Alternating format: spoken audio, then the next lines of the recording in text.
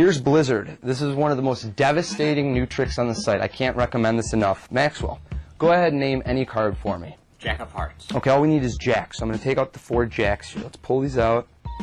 Got the Jack of Clubs, the Jack of Hearts, diamonds, finally the spades. Okay, what I'm going to do is I'm going to pull these out, and I want you to mix these up so neither of us can know which one is where, which card is which. Just mix those jacks up real well for me. Give them a good solid mix.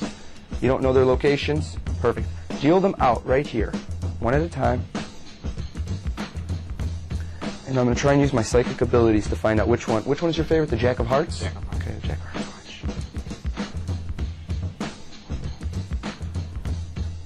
I think, let's make sure, no.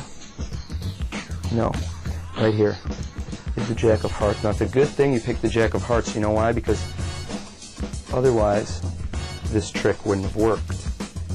And not only those 3, but actually the entire deck is all blank. Every single card but the Jack of Hearts. This deck can be examined. Every card is completely blank. Blizzard.